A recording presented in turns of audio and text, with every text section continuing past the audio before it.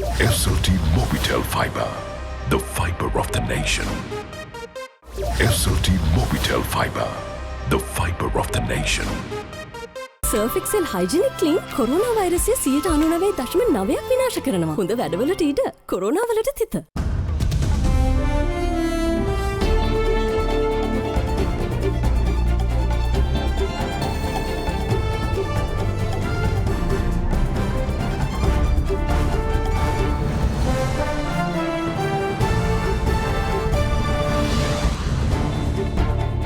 Tonight, the carrot and stick. The central bank moves to make foreign remittances via proper channels more attractive. No old goods. Conditional release of LPG to the market from tomorrow. Students doing the rounds. More and more families contracting COVID. In the dark, the Ministry of Power tells people to brace for power cuts between 6 and 9 p.m. All that and much more coming up on First at 9. This Saturday, the 4th of December 2021. Dove Anti-Dandruff. From AdaDerana, this is AdaDerana First at 9. Live from Studio 24 in Colombo. Good evening, welcome to First at 9. I'm Dhammik Eknaik. Let's start with the local stories. Now, the government today expressed condolences and condemned the brutal extremist murder of Sri Lankan citizen Priyantha Kumara Diyawadana in Pakistan yesterday. Members of the parliament urged the speaker to speak with his Pakistani counterpart and ensure that the Sri Lankans there are protected from the extremist elements. With over 100 people arrested for murdering the Sri Lankan factory manager, Pakistani Prime Minister Imran Khan reassured that justice will be delivered with the highest severity to those found culpable. A gruesome attack on a Sri Lankan citizen employed in Pakistan was reported yesterday. A mob of factory employees in eastern Pakistan tortured to death and burnt a Sri Lankan who served as a manager of an apparel factory of the industrial engineering company Rajco Industries in Sialkot. The Sri Lankan national, identified as Priyantha Kumara, who had managed the factory for 7 years, suffered the unfortunate fate after he had reportedly taken down a poster with Quranic verses. Kumara is a father of 2 from the area of Ganemulla in Gampaha. Pakistani police said that 120 people have so far been arrested in connection with the crime, including the main suspect. The Police Assistant Commissioner in Pakistan said that the alibi used for murder is blasphemy, but the cause for murder appears to be personal and targeted, and that the issue is being investigated. Meanwhile, taking to Twitter, Prime Minister of Pakistan Imran Khan said that the horrific vigilante attack in the factory in Sialkot and the burning alive of Sri Lankan manager is a day of shame for Pakistan. Premier Khan assured that all those responsible will be punished with full severity of the law. In a separate tweet, PM Khan also said that he spoke to President Gotabaya Rajapaksa today in the UAE to convey Pakistan's anger and shame to the people of Sri Lanka at vigilante killing of Priyantha Diyawadana in Sialkot. Today, President Gotabaya Rajapaksa too expressed concern over the incident but said that he trusts that PM Khan and the government of Pakistan will ensure that justice is served and also ensure that safety of the remaining Sri Lankan workers in Pakistan. He added that the Sri Lankan High Commission in Pakistan is currently taking action upon the instruction of the President and the Prime Minister. The head of state noted that all manner of extremist acts plunge the society into chaos and highlighted the unfortunate incident as proof of the need for the world to come together on a single aim to tackle extremism. The incident, however, is not an isolated one. Mob lynching is not uncommon in Pakistan following alleged acts of blasphemy. Last week, a mob set fire and destroyed a police station and nearby security outposts in northern Pakistan. The reason for the vigilante attack was the police's refusal to hand over the blasphemy suspect to the lynch mob. Meanwhile, the brutal murder of Sri Lankan citizen Kumara in Pakistan was also taken up in Parliament today.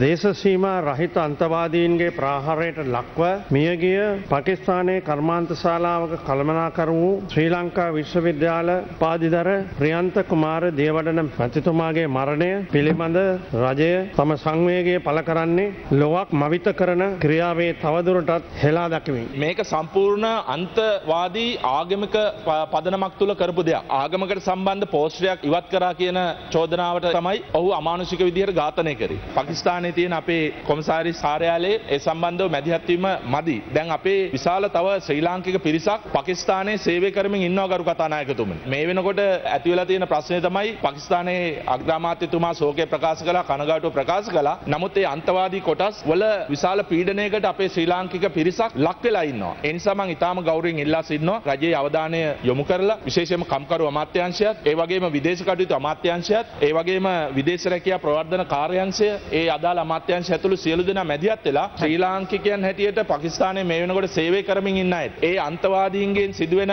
හානි අවම කර ගැනීම සඳහා විශේෂ මැදිහත් වීමක් කරන්න කියලා ගෞරවයෙන් ඉල්ලා සිටිනවා. ඔබතුමා පාකිස්තානයේ ගරු කතානායකතුමා සමග සාකච්ඡා කළා. පාකිස්තාන් පාර්ලිමේන්තුවේ අවධානය යොමු කරලා පාකිස්තානයේ වෙසෙන අනිකුත් ශ්‍රී ලාංකිකයන්ගේ ජීවිත ආරක්ෂා කිරීම සඳහා ඔවුන්ට බියෙන් හා සැකෙන් තොරව ඒ රටවල සේවය කරන්නත් අවස්ථාව ලබා දෙන්න කතානායකතුමා ලෙස මැදිහත් වෙන්න කියලා මම ඉල්ලා සිටින්න කැමැතියි. ප්‍රියන්ත කුමාර මහත්මයාගේ අමානුෂික මරණය සම්බන්ධව පාකිස්තානයේ තානාපති කාර්යාලයෙන් අහලා තියෙනවා. ඒගොල්ලෝ මොනවද දැනුම් දීලා තියෙන්නේ? මේ ගැන අපිට තාම පැමිණිලි ලැබිලා නැහැ. මම හිතන තානාපති කාර්යාලය දැනගන්න ඕන මේ වගේ සිද්ධියක් වුණාම මැදිහත් වෙලා කටයුතු කරන්න. ඒ සම්බන්ධව පූර්ණ පරීක්ෂණයක් කළා. මේ දේවල් ඇති නොවෙන්න කටයුතු කරන්න ඕන. ඒ වගේම අපේ රටෙත් මේ සම්බන්ධව ප්‍රශ්න ඇති නොවෙන්න කටයුතු කරන්න කියලා අපි ඉල්ලා සිටිනවා රජේ. Ilange Tamil Arasu Country parliamentarian M.S. Sumandaran today said that there's nothing left to internationalise in Sri Lanka's internal affairs as far as what he called the Tamil political issue is concerned. Speaking in Parliament today, Sumandaran noted that the 13th Amendment has outside stakeholders other than Sri Lanka.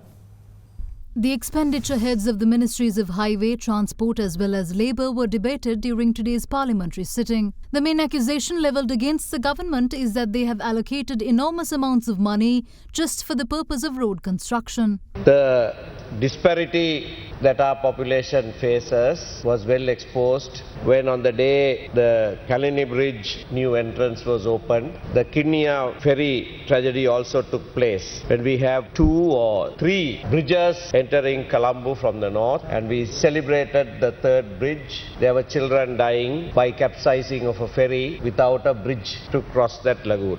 Meanwhile, the parliamentarian also briefed the House on the TNA's recent visit to several foreign countries, including the UK and the USA, to call upon them to take up a proactive role in resolving what he called the Tamil political issue in Sri Lanka. There is concern that some people express saying what is essentially internal affairs are being internationalized, and that the Tamil National Alliance is inviting foreign interference to internal affairs. But one must look at the history of how these things came to be.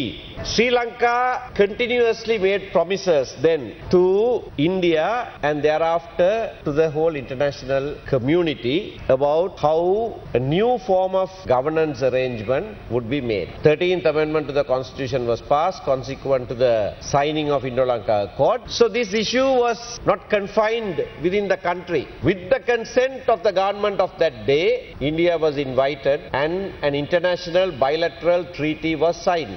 That subsists even today. If this was entirely an internal matter, why did President Rajapaksa make that joint communique with the visiting Secretary General of the United Nations? Today, there seems to be some confusion, even among some Tamil parties, that implementation of the 13th Amendment in full would settle the question. No, the promise time and again given by successive Sri Lankan governments to India and to the world specifically stated that going beyond the 13th Amendment, building upon the 13th Amendment, so as to achieve meaningful devolution would only create necessary conditions for reconciliation. It is in this background that the Tamil National Alliance delegation went to the United States of America recently, and we are now calling upon the community of civilized nations to help us achieve these objectives which successive governments of Sri Lanka have assured the international community that they would deliver, and they are yet to deliver. ගරු සුමන්ත්‍රණ මන්ත්‍රීතුමාගේ බලය බෙදා හැරීම පිළිබඳව මගේ කිසි ගැටලුවක් නැහැ. උතුරුනැගින ප්‍රශ්න විසඳන්න අපි පොරොන්දු විදියට ඒ කටයුත්ත කරන්න එතුමාගේ අදහසට අපේ ගැටලුවක් නැහැ. හැබැයි එතුමා මතු කළා උතුරුනැගිනීර පැත්තට විශාල විෂමතාවයක් තියෙනවා. මේ එක පැත්තකින් කැලණිය පාලම අදද්දිත් අනිත් පැත්තෙන් කින්නියාවේ ප්‍රශ්නයක් කියන එක. අපි තාමත් පැහැදිලිව ඔබතුමාට කියන්න ඕනේ කැලණිය පාලම හදන්න ගත්තේ ගොඩක් කලින්. හැබැයි අපි උතුරුනැගිනීරට අසාධාරණයක් කළා නැහැ අපේ කාලේ. යාපාලන ආණ්ඩුවේ මේ ඔබතුමා අද කතා කරපු කින්නියා පාලමට ගිහිල්ලා මුල් දාලා තිබ්බා. හැබැයි පාර්ලිමේන්තේ උනේ නැහැ. ඒ නිසා ඒකට වග කියන්න ඕනේ නම් ඔබතුමාලා බලයට ගෙනාපු ඒ ආණ්ඩුව. බලය බෙදෑරීම පිළිබඳව අපේ ගැටලුවක් නැහැ. හැබැයි මේ හැම දෙයකටම දේශපාලනේ ගාව ගන්න එපා. දැන් ඔබතුමා කැලණි පාලමයි, කින්නියා පාලමයි මේක සංසන්දනය කරද්දී මිනිස්සු අතර වෛරයක් ඇති කරන්න උත්සාහ කරනවා. මේක කරන්න එපා. සෞභාග්‍ය දැක්ම එතුමා තිබ්බා නවීන මාර්ග පද්ධතිය නිර්මාණය කරනවා කියලා. කිලෝමීටර් ලක්ෂයක් හදනවා කියලා. ඊළඟට එතුමා කිව්වා අධිවේගී මාර්ග ටික ඉක්මනින් හදලා අවසන් කරනවා කිව්වා. මහනුවරට දක්වා දඹුල්ලට දක්වා රුවන්පුර අධිවේගී මාර්ග වලට සහ අතුරුගිරියේ කුළුණුමත යන අධිවේගී මාර්ග සහ වරායට යන කුළුණුමතින් යන අධිවේගී මාර්ග සම්පූර්ණයෙන්ම හදලා අවසන් කරන්න කියන තීන්දුව අද අපි කියනවා මේ අධිවේගී මාර්ග ටික අනිවාර්යයෙන්ම ඊළඟ අවුරුදු 5 යන්න ඉස්සෙල්ලා අපි හදලා නිම කරනවා කියන එක මේලාදී මතක් කරනවා. කබීර් මන්ත්‍රීතුමා කිව්වා මීරිගම ඉඳලා කුරුණෑගල දක්වා මධ්‍යම අධිවේගී මාර්ගයේ දෙවන කොටස. මේගොල්ලෝ තමයි පළවෙනි වතාවට දුන්නේ කියලා ලංකාවේ කොන්ත්‍රාත් සමාගම් වලට. ලංකාවේ කොන්ත්‍රාත් සමාගම් 5කට මහින්ද රාජපක්ෂ ජනාධිපතිතුමා කාලේ තමයි දුන්නේ. දුන්නා විතරක් නෙමෙයි මුල්ගල් තියලා ලක්ෂ 27000කට තමයි කිලෝමීටර් දුන්නේ. මේගොල්ලෝ ඒක කැන්සල් කරලා මේගොල්ලන්ගේම කැබිනට් මණ්ඩලයේ හිටපු දයාගමගේ අයිතිය තියෙන ඔලිම්පික් සමාගමට තමුන්නාන්සලා දුන්නා ලක්ෂ 15000ක් වැඩියෙන් එක කිලෝමීටරයකට. කිලෝමීටර් 41යි. 2018 විවෘත කරන්න තිබිච්ච අධිවේගී මාර්ගය. මහින්ද රාජපක්ෂ ජනාධිපතිතුමා 2015 පෙරදුනේ නැත්නම් අද නුවරටයි දඹුල්ලටයි ජනතාව යන්නේ අධිවේගී මාර්ගේ. ඒව ඔක්කොම කඩාකල්පයක් කරනවා. අරේ මහ බැංකුවට ගැහුවා. ගහලා පර්පචුවල් ට්‍රෙෂරිස් එකේ කම්පැනි සල්ලි බිලියන 8.5ක් ඉතුරු කරගත්තා. මෙහෙන් ගහලා බිලියන 60කට වැඩි. The Consumer Affairs Authority today decided to release liquid petroleum gas stocks to the market, but under certain conditions. One such condition is that pre-imported LP gas stocks are not allowed to be released to the market.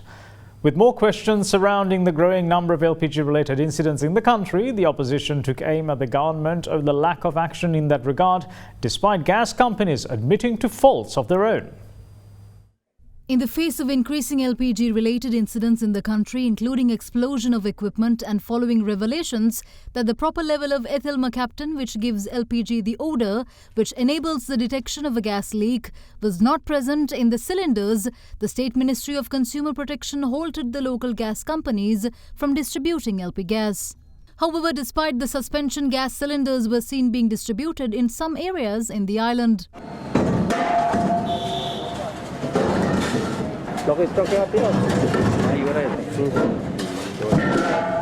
In this backdrop, the Consumer Affairs Authority decided to release the LPG to the market from tomorrow, however under certain conditions. As per the conditions, pre-imported LP gas stocks are not allowed to be released to the market. Adding ethyl mercaptan in line with the standards before releasing new stocks and testing one in every 100 gas cylinders during the manufacturing process, as well as adding serial numbers and informing it to the CAA are also among the said conditions. Meanwhile, the Consumer Affairs Authority has also taken steps to perform tests on LP gas samples from a vessel carrying LPG stocks belonging to Laughs Gas PLC, which arrived in the island. In addition, gas samples were also taken from a shipment belonging to Litragas Lanka Limited and will be tested at the laboratories of the Consumer Affairs Authority. In the meantime, the Samagi Jana Balavegi intends to lodge a complaint with the Criminal Investigation Department against the release of substandard LPG cylinders to the market. Addressing a media briefing, SJB MP JC Alavatuwala took aim at the government for not even taking disciplinary action against the gas companies, despite admitting to them being at fault. What's more, the matter was also taken up in Parliament today, with the opposition calling for the Speaker's attention over the delay in submitting the Parliamentary Consultative Committee report on the incidents involving gas cylinders. We will see you shortly after this break. Stay with us.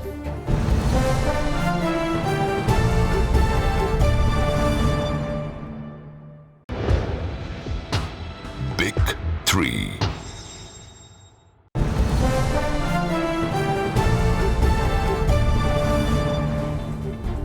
Welcome back. You're watching First at 9. Now, Sri Lankan health authorities have observed an increase in families being infected with COVID-19. The head of the COVID home treatment program said that this trend was seen through patients entering the home treatment program and is a result of children contracting the virus and infecting their families. With the new variant Omicron also now found from the island, there are pleas to not conceal travel history as well. Since the highly mutated Omicron variant of COVID was identified and announced to the world, at least 38 countries have now reported at least one case of it within their borders. Even though this might be the case, the World Health Organization says that there has not been any deaths reported due to the Omicron variant. Scientists speculate that the high number of mutations could mean that it could have higher transmissibility and cause reinfection. With studies in this regard ongoing, researchers have made a new discovery. They say that the Omicron variant likely acquired at least one of its mutations by picking up a snippet of genetic material from another virus. They say that the genetic sequence doesn't appear in any earlier versions of the coronavirus, but is ubiquitous in many other viruses, including those that cause the common cold and also in the human genome. They believe that by inserting this particular snippet into itself, the Omicron variant might be making itself look more human, which could help it evade attack by the human immune system. It could mean the virus transmits more easily while only causing mild or asymptomatic disease. In the meantime, South African researchers say that Omicron appears to have a substantial ability to evade natural immunity acquired from past COVID-19 infections. They say that in contrast to the Delta and Beta variants of the virus, there is a higher risk of reinfection that could be caused by the Omicron variant. However, it is yet to be ascertained as to whether the Omicron variant can evade vaccine-induced immunity. Meanwhile, with Sri Lanka confirming its first Omicron variant patient yesterday, health authorities urge the people not to conceal any data of people who could have arrived in Sri Lanka from overseas. They say that if such irresponsible behavior persists, the country could suffer another wave. Meanwhile, the head of the COVID home treatment program says that there is a marked increase in the number of families entering the program. මේ රෝගීන් වැඩිවීමත් හරහා දැක ගන්න තියෙනවා සමහර පාසල් දරුවන් රෝගී ලක්ෂණ පහළ වෙනවා ගොඩක් අඩුයි මොකද ඔවුන්ගේ ප්‍රතිශක්තිකරණ පද්ධතිය ඉහළ නිසා. නමුත් පාසලෙන් මෙම දරුවන් රෝගේ අරගෙන ඇවිල්ලා ගෙදර පවුලේ සමාජිකයන්ට ඒක බෝ වෙන තත්ත්වයක් මේ ප්‍රතිකාර පද්ධතිය හරහා අපිට දැකලා තියෙනවා පවුල් ඉතාමත්ම සීමිත සංඛ්‍යාවක් මේ වෙනකොට පවුල් 4කට 5කට වගේ සීමිත සංඛ්‍යාවක් මේ වෙන විට ආරංචි වෙලා තියෙනවා. පවුල් වල සමාජිකයන්ට තියෙන සුවිශේෂී වරප්‍රසාදයක් තමයි මේ නිවෙස්ගත රෝගී සත්කාරක සේවාවට ඍජු දුරකථන අංකය 1390 හරහා ඔබ පවුලේ සියලුම සමාජිකයන්ට මෙම රෝගය පැතිරී ඇත්නම් සම්බන්ධ වෙන්න මේ වෙනකොට සෞඛ්‍ය අමාත්‍යාංශයෙන් අවස්ථාව හදලා දීලා තියෙනවා. The Minister of Power said today that disruptions to the electricity supply are possible for at least an hour between 6 p.m. and 9 p.m. in several areas of the island until the breakdown of the Norochalai coal power plant is completely fixed and is generating power at full capacity. Operations at all electricity grid substations were brought back to normal on the same day. However, the Norochalai power station is yet to be fully functional. According to the Ceylon Electricity Board, the power plant, which is capable of contributing 900 megawatts to the national grid, supplied 300 megawatts this morning. However, they say that it will take at least 3 days to add the remaining 600 megawatts to the national grid. In other local news, President Gotabaya Rajapaksa and a delegation is currently in Abu Dhabi with the head of state due to deliver the opening remarks at the 5th Indian Ocean Conference. This year's conference takes place after a 2-year gap under the theme Ecology, Economy, Pandemic. The 5th Indian Ocean Conference gets underway in Abu Dhabi today in the United Arab Emirates. President Gotabaya Rajapaksa is also there to attend the conference, which will be worked off across today and tomorrow. The President and the delegation reached Abu Dhabi at around 10 p.m. yesterday. This year's conference comes after an absence of 2 years and is themed Ecology, Economy, Epidemic, with President Gotabaya Rajapaksa making the opening remarks. President Gotabaya is also expected to hold several bilateral talks as well.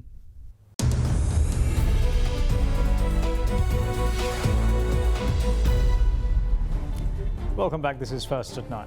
Now, the central bank today announced a series of benefits to ensure that more migrant workers send remittances to the island via official channels. Speaking at a media briefing, Governor of the Central Bank, Ajit Nimad Kabra, listed some of the benefits the bank hopes to introduce, such as insurance and pension schemes. Apart from export earnings and tourism receipts, the foreign remittance inflows, which is the hard-earned money of Sri Lankan migrant workers, play a major role in strengthening the country's economy. In such a backdrop, the central bank has observed a fall in foreign remittances over the past months, with $300 million in October alone. The main suspicion is that people may be using unofficial and sometimes questionable channels to send money bypassing proper mechanisms. With this in mind, the central bank established the Foreign Remittances Facilitation Department on the 3rd of November. And today, it was announced that the bank is taking further measures to incentivize Sri Lankan migrant workers to use proper channels to send money. මේ ක්ෂේත්‍රය ශක්තිමත් කිරීමට අපි පැති තුනකින් කටයුතු කරනවා. පළවෙනි එක තමයි පිටරටට යන අය වඩාත් පහසුවෙන් යන්නට ක්‍රමවේද ඇති කරන්න. අවුරුදු 2ක පමණ කාලයක් අපේ රටෙන් පිටරටට යන ශ්‍රමිකයන්ගේ සංඛ්‍යාව සෑහෙන දුරකට අඩු වුණා. පසුගිය මාසෙ තමයි නැවත වරක් ඒ තත්ත්වය යථා තත්ත්වයකට එමින් පවතින්නේ. ඉතින් ඒ නිසා තමයි අපි දැක්කේ පාස්පෝර්ට් ඔෆිස් එකෙත් සෑහෙන පීඩනයක් පාස්පෝර්ට්ස් ලබා ගන්නට අවුරුදු 2ක ඒ පීඩනය අපි දැක්කා. දැන් ඒක සඳහා පාස්පෝර්ට් ඔෆිස් එකත් එක්කත් අපි සාකච්ඡා කළා රජයත් සාකච්ඡා කරලා ඒ තුලින් ඒ ක්‍රමවේදය තවදුරටත් පහසු කරලා ඒ අයට පිටරට යන්නට අවශ්‍ය අයට පහසුකම් ලබා දීගෙන තියෙනවා. ඒත් එක්කම පිටරට යනකොට ඒ අයට ගිණුම් අරින්නත් ඒ ගිණුම් ඔස්සේ ඉදිරි කාලයේදී මුදල් රටට එවන්නටත් අපි පහසුකම් ඇති කරලා තියෙනවා. ඒ සඳහා මුළු බැංකු පද්ධතියම සෑහෙන දුරකට ලොකු ශක්තියක් ලබා දීලා තියෙනවා. එතනදී අපි ඉදිරි කාලයේදී පාස්පෝර්ට් ඔෆිස් එකේදීත් බැංකු කීපයක්ම එතනත් Tamanගේ කාර්යාල පිහිටවන්නටත් අපි දැනටමත් කටයුතු කරලා තියෙනවා. දෙවෙනි කාරණාව තමයි එහෙට ගියාට පස්සේ මුදල් එවීමට පහසුකම් වැඩි කරන්නට අවශ්‍යයි. බොහෝ අවස්ථාවලදී මුදල් එවීමේදී යම් ගැටලු තිබෙනවා. ඒ ගැටලු निराකරණය කිරීමටත් දැන් මහා බැංකුවයි බැංකු සියල්ලම එකතු වෙලා ඒක දැන් පහසුකම් වැඩි කරන්නට කටයුතු කරගෙන යනවා. එහෙම එවීමේදී තවදුරටත් ඒ අයට වැඩිපුර වාසි ලබා දෙන ප්‍රතිලාභ ලබා දෙන්නට අපි බලාපොරොත්තු වෙනවා. ඒකත් තමයි එහෙම නිල මාර්ග වලින් මුදල් එවන අයට රුපියල් 10ක් මේ මාසෙදි දෙනවා. ඒකට අමතරව පෙන්ෂන් ස්කීම්ස් අපි හදන්න දැනටමත් කටයුතු කරගෙන යනවා. ලේබර් ඩිපාර්ට්මන්ට් එකත් එක්ක කතා කරගෙන මුදල් එවන අයට ඉන්ෂුරන්ස් ස්කීම්ස් ලබා දෙන්නට. ඒත් එක්කම ඩියුටි ෆ්‍රී අලාවන්සස් වැඩි කරන්නත් අපි කටයුතු කරගෙන යනවා. ඒත් එක්කම Tamanට ලංකාවේ ඉන්න අයට Tamanගේ යැපෙන්නන්ට විවිධ ලෝන්ස් ගන්නට පහසුකමුත් ඒ බැංකුව ඔස්සේ ලබා දෙන්නට බලාපොරොත්තු වෙනවා. ඊට අමතරව බැංකුත් එහෙම මුදල් එවන අයට තවත් වාසි ඒ අයගේ මට්ටමින් ලබා දෙන්නටත් කටයුතු කරගෙන යනවා. Central Bank Governor Ajit Nivard Kabral was asked whether the additional rupees 10 paid for $1 would make a difference in attracting migrant workers to use official channels to send remittances. It's not only the increase in the value that we are concentrating on. We believe that there has been a substantial part which has gone into the grey market as well as the illegal money transfer markets which has been indulging in money laundering. That has also been the cause for this situation. So we are using both the carrot and the stick. The carrot is where we are offering additional monies because many of these people have been used to additional monies being paid. And if you think about it, who can afford to provide that kind of a massive encouragement in the grey market? Who is the person who is having that kind of money? From where is that money coming? So we have certain suspicions and that's why we want to ensure that those who are indulging in will find it difficult because we will be looking at the sources at which we can identify. And there are many ways in which this can be identified. All the banks are cooperating and I believe before long we will have several persons who are indulging in these practices being brought before the law, and that would be a very important part of this whole exercise. And in fact, when we go through that, you would also find that there will be people who have received money can also be complicit for offence of that nature. However, the central bank governor insisted that the government is cracking down on illegal remittance channels and their operatives, but migrant workers aren't the target. We are not concentrating on them, we are appealing them to send it through the normal channels. Because if here anyone is using money laundering technique, and there are those techniques that are very clear, we will ask the people who are here to be prosecuted. Because if a person is receiving money or giving money over here, then there is an offence and we will work it on those lines. The International Monetary Fund warns that growth forecasts will have to be downgraded with the onset of the threat brought about by the new COVID variant, Omicron. Speaking yesterday, the IMF chief also said that the US will have to move for a policy rate increase sooner than planned, and it could heap more pressure on countries with dollar-denominated debt. The International Monetary Fund is cautioning the world that its recent global economic growth projections could well be downgraded with the arrival of the new COVID variant, Omicron. But according to the IMF's managing director, there were lingering cause for concern even before the world came to know of Omicron. Even before the arrival of this new variant, we were concerned that the recovery, while it continues, is losing somewhat momentum. Why? Because of slowdown in the two countries that are engines for growth in the US and in China. And because the Delta variant proved to be a disruptance, it caused some additional delays in production. Let's be very frank, a new variant that may spread very rapidly can dent confidence, and in that sense, we are likely to see some downgrades of our October projections for global growth. Speaking yesterday, Georgieva also cautioned that an increase of policy rates will have to be brought forward than earlier planned by the US Fed due to high inflation. Picture on inflation is diverse, very different circumstances in different countries. In the US, action has to be taken, whereas Japan is well below their target for inflation, and Europe is somewhere in between. Secondly, it does flag that the Fed is now in a place where, as Chair Powell said, slowing down asset purchases, withdrawing from asset purchases is necessary. And yes, we do believe that the path to policy rate increases may be walked faster. We were thinking before 23, now this may be 22. This, the IMF says, will make it difficult on countries with high dollar-denominated debt to meet their debt obligations. For countries with high leverage, especially dollar-denominated debt, any advancements on this path of policy rate increases would be very significant pressure on servicing their debt obligations. And that's it from all of us here at First at 9. Thanks for watching. Bye-bye.